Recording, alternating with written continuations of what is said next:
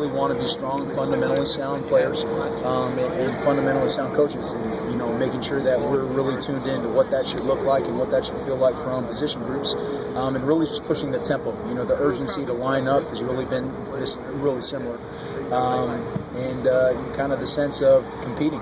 Competition, spring ball is all about that.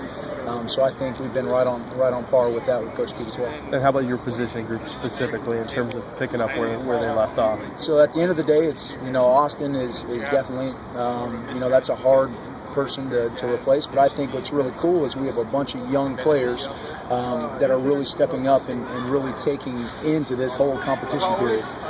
We've got a lot of good young athletic guys that we're molding into really good tight ends right now. Anybody really standing out or taking that step that you would have hoped this spring? At the end of the day, I think Josh Perkins has really come out and established himself just because he has the most playing experience in the group. Michael Harvickson's come out and had a really good solid spring, and Darrell Daniels has put some unbelievable stuff athletically. David is still learning. At the end of the day, he's still a young kid, but has done some really good stuff, and I really like Derek Brown as well, contributing to the mix. Darrell Daniels obviously jumped into the fray midway through last season. What were the growing pains like for him? How far has he come since then? Well, Darrell Daniels has made unbelievable steps and leaps towards becoming a really special tight end. He runs like a receiver. I think his biggest, learning adjustment is just going to be getting used to playing inside the box.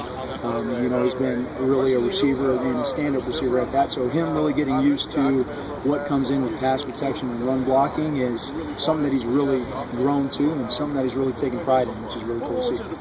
For the situation for you, what was it about what he brought and maybe talk to him, maybe where are his plans for you? So Harvey's biggest, in terms of receiving is his catching radius. He's a 6'6" guy. He's about 255 pounds, and he really allows the quarterbacks to have, I hate to say it, but a little bit of air on throws.